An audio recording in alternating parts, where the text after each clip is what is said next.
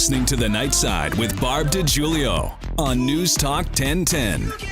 Welcome back to the show. Great to have you along, and a very happy Valentine's Day to everybody.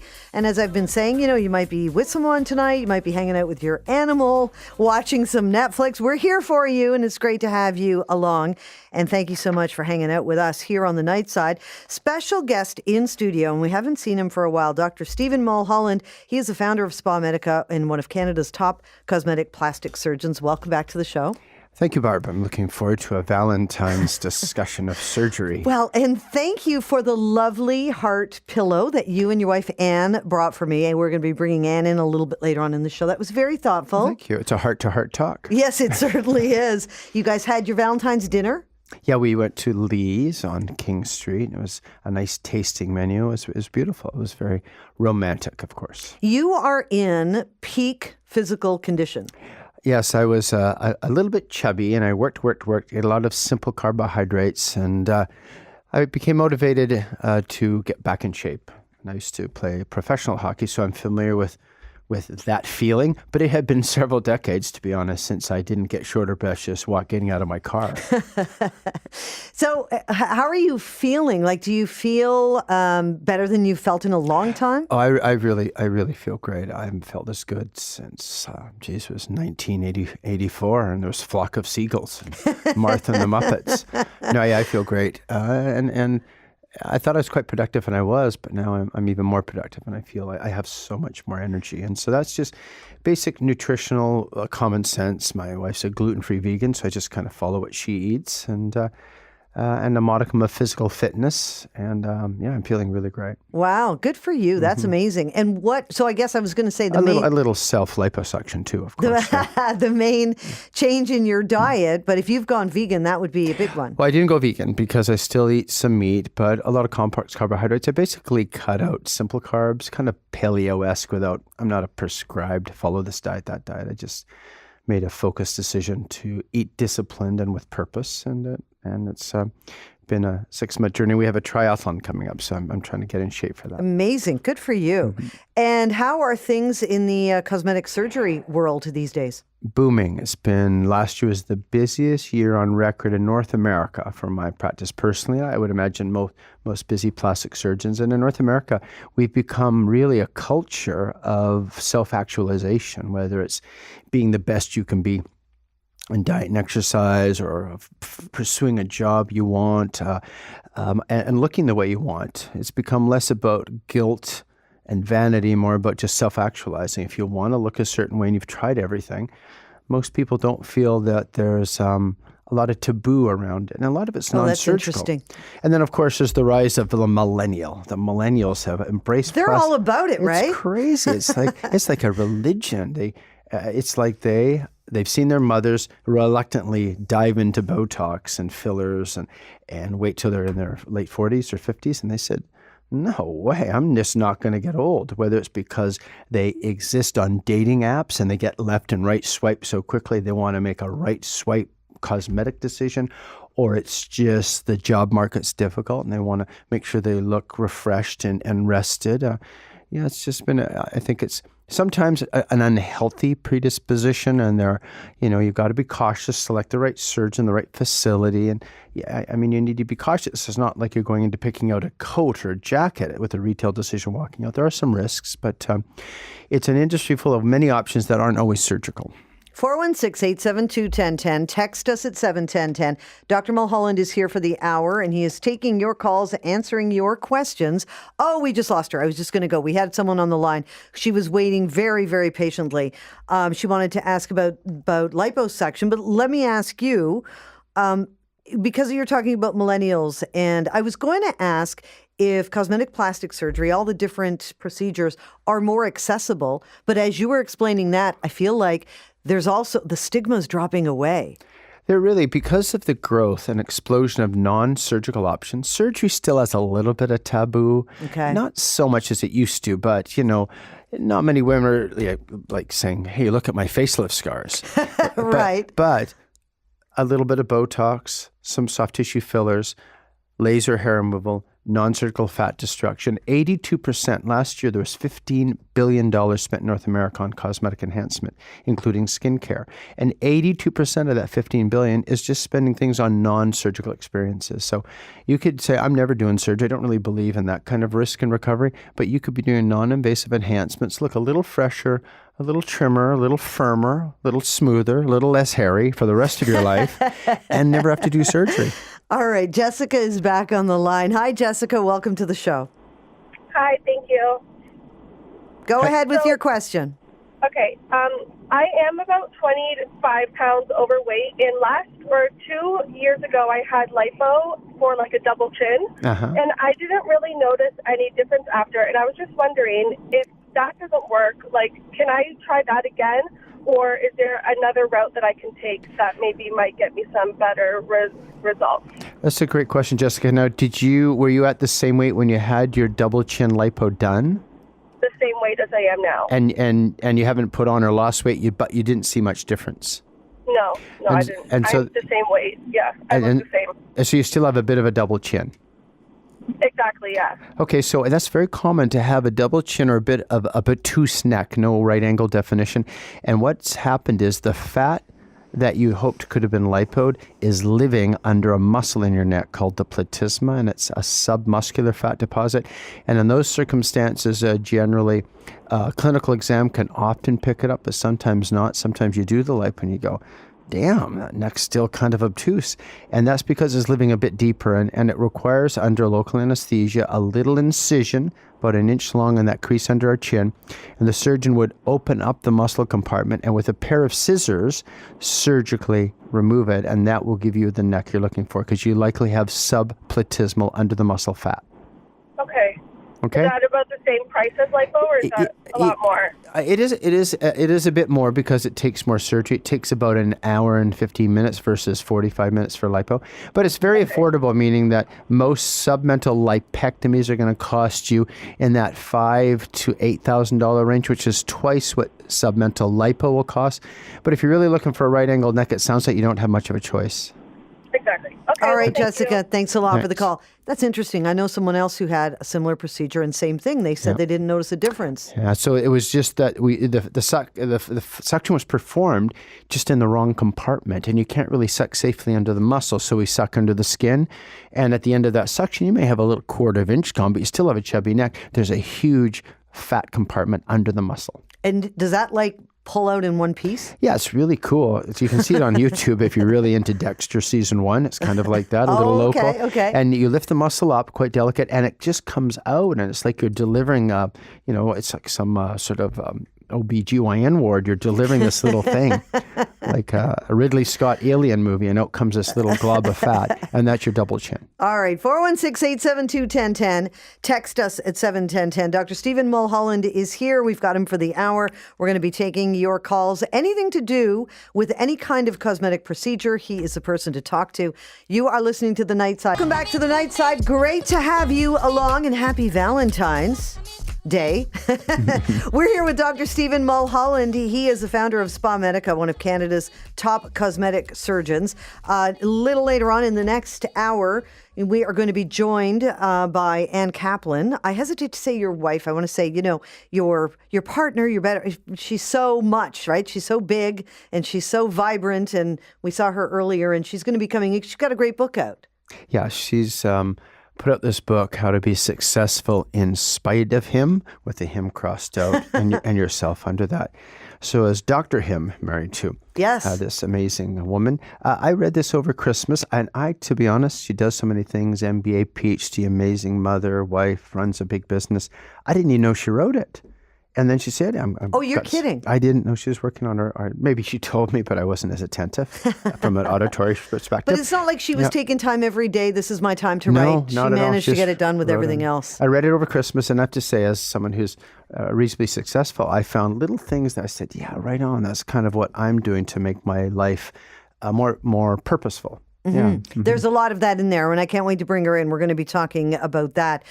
In terms of cosmetic surgery and procedures, you were mentioning earlier that there's so many more options now that are non-invasive. Correct. What are some of the more popular things people are doing, and are they becoming more popular with millennials getting into the game? Yeah, so you could divide that into what are people doing, divide it into men and women, Okay. and young and old. What is old? Well, young, under, let's say, 35 and under, so the young millennial generation, injectables, Botox, fillers, which stops wrinkles and deflation in its tracks, creates the lips that maybe you didn't inherit, and then skincare, sun protection factor, and then for stubborn pockets of fat despite diet and exercise, destructive fat technologies like cool sculpting and sculpture, and body effects vanquish the things that kill fat, and then unwanted hair is still very, very popular. So laser hair removal of various hairy zones that we don't want to be hairy, okay. and then the oddball things like we have a special microwave applicator for your armpit that kills sweating forever. Really? Yes. Yeah. We have a little incisor, a suction couple device we put on your bum under local, and it divides dimples, so cellulite divider, and that's called the Selfina. And we've got all these cool little devices we can plop all over the place to lift and firm breasts, to smoothen cellulite, to melt fat, to tighten skin, and to lift and tighten the face. So I'm just quite astounded what we can do without surgery. And having said that, there's still a lot of facelifts. That's common. Nose jobs. That's always in the top 5 things. Breast augment, perennially one of the most common things women do. And liposuction. There's 1.1 million liposuctions in North America last year. It's the most common elective procedure. It's more common than a gallbladder. And so, yeah, surgery's still alive and well. But again, 82% of all procedures, no risk, no surgery, no recovery. So we have a number of questions that our listeners have been texting in over the last couple of hours. And one person writes, I am 56. I would like to do my smile lines. They are bad. What is the difference between fillers and Botox? Can you talk about general costs to start the process? Very, very common. So deep smile lines. There's the smile lines on either side of your mouth. When you smile, they get deeper. And sometimes they just make you look like a bit of a hound dog. And they can communicate with the lines below your mouth called the marionette lines. And in general, soft tissue fillers, products like Juvederm and Restylane, which are the most commonly known, are injected, and these are like soft gels, sugar gels, and they hang out in your fat when injected with a small microcannula, and they distend and plump. So they plump up your smile and they fill it from below. It's done in about 10 minutes, relatively little downtime. And done appropriately, it will soften by about 80% of smile line. And so that's called a soft tissue filler. That'll last about a year, and it costs between $500 and $700 a syringe. And one syringe usually soften your smile lines on both sides. Botox doesn't plump, it doesn't fill, it relaxes animated muscles. So your frown lines, the number 11s between your eyebrows, most common. Crow's feet on the side, worry lines on your forehead, wrinkles under your eyes, barcodes, smoker lines above your lips. This is where Botox can soften animation to smoothen wrinkles, and it does so by weakening the muscle that causes it. Have I heard or read something about Botox being used for excessive perspiration too? Absolutely. And so the Botox works on different kinds of muscle. These are the skeletal muscles that we control. We think that was a dumb comment, and we frown. And so we can relax those frown muscles, but also works on non-skeletal muscles we don't control. So if you think in your armpits as a bunch of little glands that push out sweat whenever you sweat, but it needs muscle to excrete that sweat. By injecting Botox, small dilute amounts just in the armpit, within 3 days, you don't sweat. I'm talking 100%, virtually 100% reduction for 9 to 12 months. So if you're really vexed by one of those, just you're a real bad sweater and you stain shirts and it's malodorous and it's just ruining your life, and then you've tried deodorants, antiperspirants, everything, Botox can give you 1 year of relief. That, if there are people who go through that, that's got to impact their life day to day. Oh, it's huge life-changing event. These people often have sweaty palms, sweaty soles of their feet. They'll perspire from the rim of their hair, the verge of their hair. And so a little Botox palm of your hand and your hair sweating areas and in your armpit turns you into a normal, socially engaged person. Wow. 416-872-1010. Text us at 71010. Somebody is writing in, I don't know if this is your department. Can you please ask the doctor if he can get rid of plantar warts? That's a dermatologic concern, and at SpaMedica, we do have a dermatologist that comes in about once a week. And plantar warts are generally very, very common, caused by a virus in the skin, and it replicates these annoying warts. And generally, we can use chemical means to dissolve them. You can use a little radio frequency point device that bifurcates or burns them off. That's the most common treatment. And we even have a laser that cuts off the blood supply once fired at the wart, and the wart will fall off. So we either chemically burn it or we heat it, and it's removed. Right, because this person says liquid nitrogen has not worked for them. Is that? And that one of the techniques may not work, and so you might have to step it up to the RF bifurcator, which is the most aggressive form of burning them off. But liquid nitrogen, very commonly used by medical dermatology. Salicylic acid, you still get salicylic acid at the pharmacy, non-prescriptive, and you can slowly peel them off. That reminds me, we have to take a break, but I'm just jotting down. I need to ask you about this vampire facial business, okay? That and whether Kim Kardashian has or hasn't, because she says she hasn't, and I'm also wondering, do we really need to know? I think that's a very good answer, and I think I would ask what Kim Kardashian hasn't done. Okay, we'll talk about that. We've got some people calling in. Hang in. Dr. Mulholland is here, 416-872-1010. You're listening to The Night Side. Welcome back to the show. Great to have you along. Dr. Stephen Mulholland is here. He's the founder of SpaMedica, one of Canada's top cosmetic plastic surgeons, and we're answering questions, talking about all kinds of different procedures. We've got someone, Dr. Mulholland, who's been hanging on for quite a bit to ask you something, and it's Julie. Welcome to the show, Julie. Can you hear me? Yes, we can. Go ahead with your question. So my question is, do you perform non-surgical rhinoplasty? Great question. Is Julie correct? No, Julie, do you have a bridge bump, a bridge scoop, a crooked nose, a plunging tip, or a bulbous tip? Which of those variants bug you? I'm calling on behalf of myself and my friend. I have a tip, and she has, I think, a bump. Okay, so sometimes tips, when you smile, they can plunge, or the tip is too broad and it's kind of button-nosed and not as cute when you were young. So we can use soft tissue fillers. You're exactly right. Usually hyaluronic acid sugar gels like the Juvederm Restylane family, and we can inject them above and below the bump. We can support a plunging tip, make it look a little narrower, even crooked noses or bridge scoops. So those are the four most common variants that you see: bulbous tips, plunging tips, bridge bumps, and bridge scoops. And you'd be quite amazed what about a 5-minute injection procedure will do. In fact, the procedure is called the 5-minute nose job. And if you go, let's see, if you go on YouTube, look up 5-minute nose job, you'll see yours truly, who has been on, I've been on the Today Show doing it, on Cityline, on Breakfast Television, where I take a bump or a plunging tip, do a little injection, and voila, it's beautiful because you get an immediate result. Now, it only lasts about a year, Julie, so that's kind of a drag. But a lot of women I do a lot of nose jobs that are surgical, but they'll come in and will try a non-surgical injection. So they could live with it for a year, do some selfies, get some pictures, and just kind of have a feel for what it's like without a bump or without a tip that doesn't plunge. And then we can do some computer imaging, and she could explore, or he could explore, a surgical option. So it's a great, let's try it on for size option. And it's a great option if you're afraid of surgery. Great. And what's the cost? Excellent question. The most average injection rhinoplasty, 5-minute nose, requires 1 syringe of Juvederm Voluma or Restylane, and that's going to cost you about $800. Now, if you've got a really big bumper scoop, you need 2 syringes, it might be $1,200, and that'll give you up to 18 months of correction.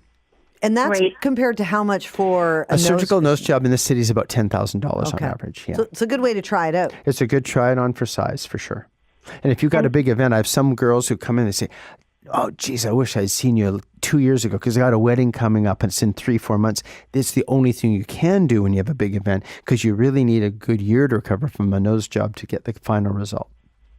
Wow, great news. And the last question, does age have anything, pose an issue or have anything to do with it in terms of elasticity? Yeah, it's a good question. The older you get, the more lax your nose gets. And in fact, some women come and say, Dr. Mulholland, my nose is growing. What's with that? and I say, well, it's probably not growing. What's happening is your cheeks are shrinking in your postmenopausal deflation. And like air out a balloon, your cheeks shrink, and your nose looks relatively bigger. But the elasticity can get a little lax as you get older, and sometimes if you do, let's say you've had some acne or some other changes on your nose, you might need to do a little bit more than one syringe to plump out the skin. But in general, even older noses in their 60s and 70s can benefit from an injection nose job. Okay, thank you so much. All right, Julie, thanks a lot for the call. I think that's really interesting because I see sometimes people online, once they've finally had this procedure that they've always wanted, they suddenly don't like the way they look or they're not sure about it. Yeah, that's an excellent point. And I just have to say, being Valentine's Day, and that sometimes patients, particularly women in our culture, for a number of reasons, are motivated by the wrong reason. They're motivated by maybe keeping a guy that they should toss to the curb, or trying to get back a guy who's not worth it, or just trying to engage a guy on some dating app where you're judged by right and left swipes and appearances become almost too important in relationships. And so doing it for the wrong reason, and then suddenly the relationship isn't saved because it wasn't meant to be, and you look in the mirror and say, what have I done? I've changed my look for someone else. So I'm a big fan of always making sure when I'm meeting with patients, they're doing it for the right reason. They're doing it for them. They're doing it because they've thought about the options. They've tried non-surgical techniques perhaps, and they have a good sense of who they want to be, and they're not doing it for the wrong reason. It's not going to get you off antidepressants. A procedure is not going to save a failing marriage. It's not going to get you the raise that you wished you got. It's going to have you give you a different look, and you have to be content with that look. I mean, I've always heard, when you break up, don't cut your hair, don't change your hair color. Right. So then do not make a big major cosmetic surgery change. That would be huge. Yeah, we'll wait at least a month for breast augment for sure. Here is Shelley. Hi, Shelley. Welcome to the show. Hello. Hi, go ahead. I'm 61, and I've been noticing my chin is starting to droop. And yes, I am a little bit overweight, but it's starting to, I'm trying to do neck exercises. I'm just wondering what kind of procedure and what would the cost be? It's a great question. Do neck exercises even work? I always wonder about that. Shelley, which skin? Is it skin of the face and the neck? Is it skin of the belly, skin of the thigh, or just all your skin in general? She said chin. Of the chin. Tagging chin. Okay. And so, again, this is a situation, Shelley, where you probably have a little bit of fat under the skin, and it's kind of wobbly. So it's kind of like a chubby chicken neck or turkey neck. And in general, what I recommend is if you're really thinking of losing weight and you're 20, 25, 30 pounds away from where you think you can really be, don't waste your money on a procedure that removes the fat, because if you lose weight, you're going to have more excess skin. And to be honest, I think that necks look better a bit chubby and full than deflated and all saggy, like a turkey neck. And so there are some procedures that will kill the fat. Cool Sculpt Mini, Sculpture Submentum, these are non-surgical procedures that will kill fat, but they don't always address your skin adequately. So and you've also probably heard about Kybella. It's a needle injection where the product we inject, Kybella, kills the fat. But if you have a little bit of loose skin, you're going to have to do a skin tightening procedure. And so we have some internal probes we can put under the skin and melt the fat and tighten your skin at the same time. It's under local anesthesia. Something called Neck Tight works very well for that. All of these procedures don't require a scalpel. They don't require any cutting.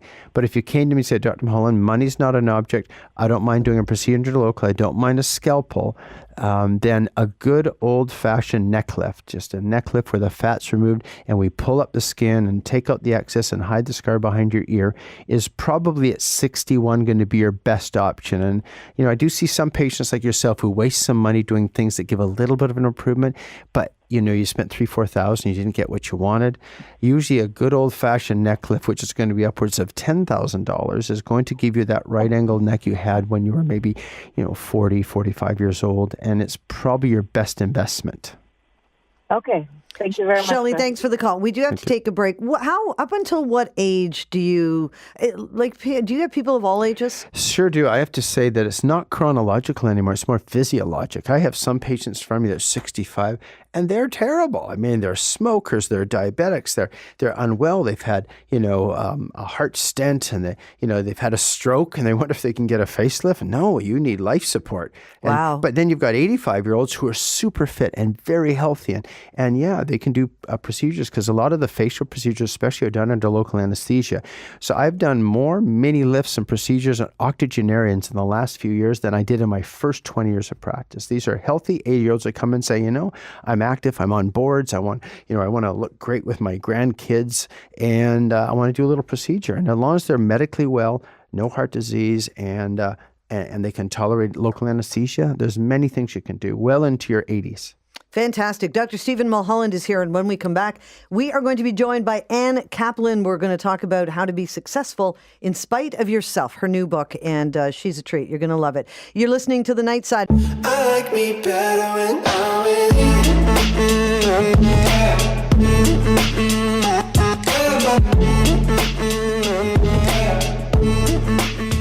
Welcome back to The Night Side. Great to have you along, and happy Valentine's Day. And look at us, how lucky we are. Dr. Stephen Mulholland is here with his Valentine, Ann Kaplan. So generous of you guys to come in on Valentine's Day. I really do appreciate it. Dr. Mulholland, I know we set up for you to come in, and then we reached back out and said, are you sure you're okay to come in on Valentine's Day? And you said yes. That was your date night. As long as I can bring my Valentine. That's right. And Ann Kaplan, welcome back. You've been here before, and now you have this terrific book, How to Be Successful in Spite of Yourself. Congratulations on the book. Thank you very much. I'm really enjoying promoting it and getting all the responses, so thank you. I hear you were was it North Carolina? I was in Charlotte, North Carolina, and I was stuck there for 36 hours. Wow, because of the weather here. Because of the weather in Toronto, I could not get out. I tried 3 different airlines. I could not get out. Love the book, and I want to just start with the title. I think this is really interesting because How to Be Successful in Spite of Yourself. People have ideas of what it is to be successful and what it is to be happy. And I find that a lot of people I talk to, it's almost like they have to get out of their own way. You're absolutely right. And we look at life and we say, gee, I can't do that. My marriage is not good, or my husband wouldn't like it, or I have to look after the kids or something. We have to do all those kind of things, but we need to get rid of the excuses. And I know that it's difficult. You pile on different things you need to do, but we need to say to ourselves, we are the ones that are going to make this happen.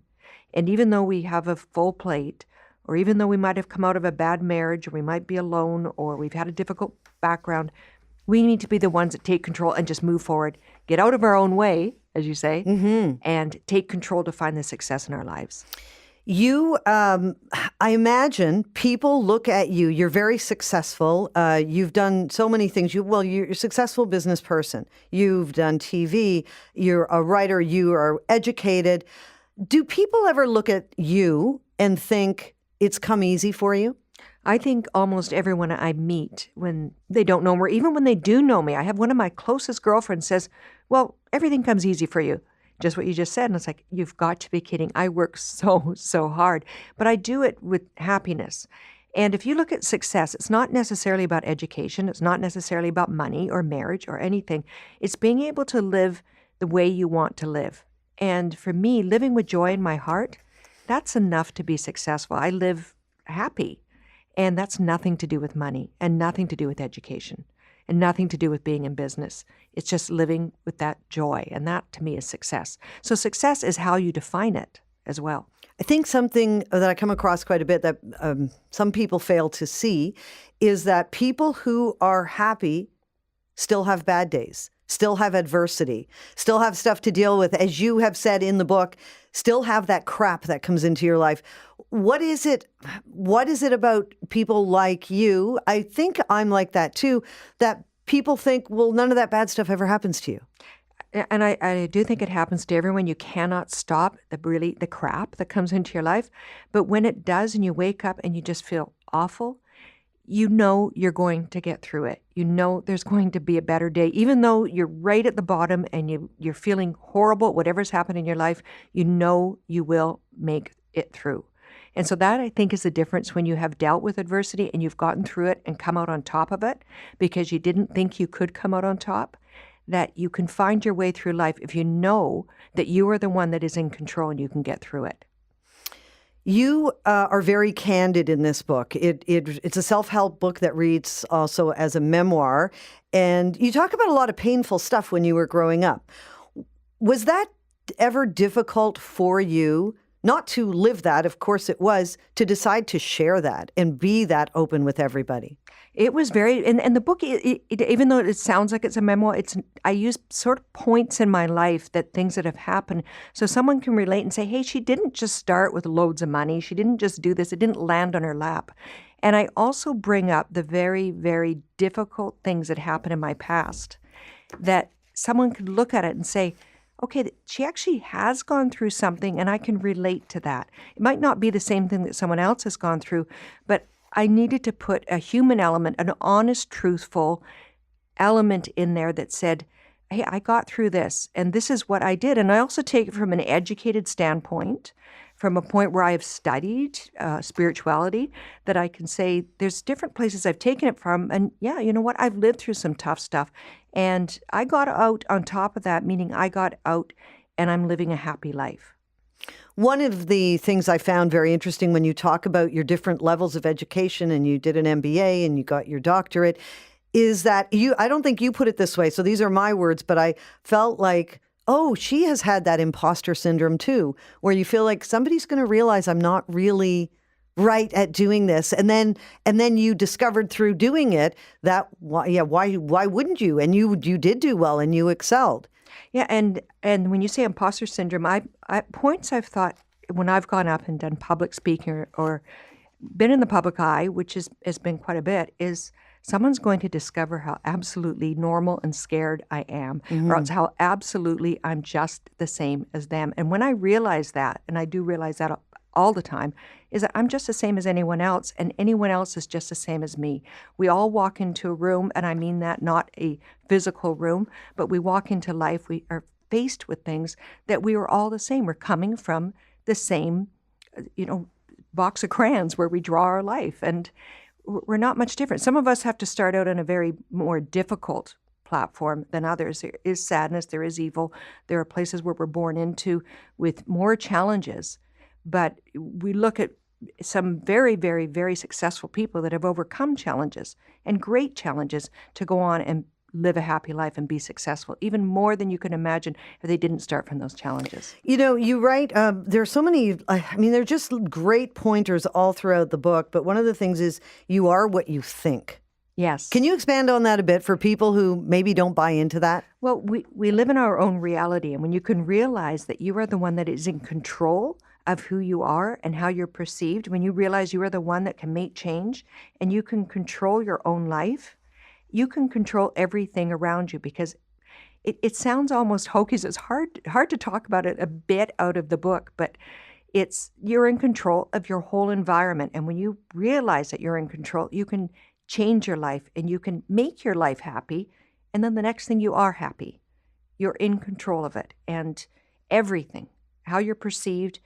Because if you understand that the person next to you, what they think of you, doesn't really matter, it's how you perceive what they're thinking of you, then you can be in control of that. If you can say, it doesn't really matter to me what you think, and you actually believe that, you can be in control. We'd be so much better if we stopped even trying to think about or wonder or what other people are thinking about us. Absolutely. If we're not going in and saying, you're going to say, I'm just going to say what I feel, and I'm going to be what I feel, and whatever you think of me, it doesn't matter. You have so much freedom, because if you live off a value set, a set of values that you want to be and live by, if you live off that and you don't care what someone else thinks, then you are in complete control of your destiny in your life. It's a terrific book. I love it. It's available. It's available on your website, and I'm assuming. Will you tell us? Well, it's available on Indigo. It's available in airports. It's available in Barnes and Noble, on Amazon. It's available everywhere, and also it's being translated in Israel into Hebrew, and it's available in the UK, Australia. It has gone quite more global. So I'm very, very excited about the opportunity to be here. And hopefully somebody can find the book. They can follow me on Ann Kaplan _own it, and they can find the book on any of those platforms. It's how to be successful in spite of yourself. It's terrific. And one question for Dr. Mulholland. Is it true you took her to Kentucky Fried Chicken for your first date? It was one of the very new high-end walkthroughs. right. It was quite classy. Yes. Normally, I would have been a golden griddle guy, but this was a Kentucky Fried opportunity. I'm a vegan. I was a vegan back then, and I'm still a vegan. And he actually stood there and said, "Just order." And I said, "Don't put the chicken in with the wrap. Just leave the chicken out." And they said, no, we can't do that. You have to have the chicken in the wrap. And Stephen just looked at me like, just order it and take the chicken out. You can't have the chicken touching. I wasn't sure in 1998, 99 what a vegan was. I thought it was some maybe a kind of Christianity or something. But You took me to a walk-in Kentucky Fried Chicken on our first date, Stephen. It doesn't matter if you knew I was a vegan or not. You don't take someone on their first date to Kentucky Fried Chicken. I think we need to create realistic expectations in all relationships. And here we are all these years later. And thank you both so much for spending your Valentine's Day here. Terrific stuff. Thank you. Thank you very much, Barb. Ann Kaplan, Dr. Stephen Mulholland. You're listening to The Night Side.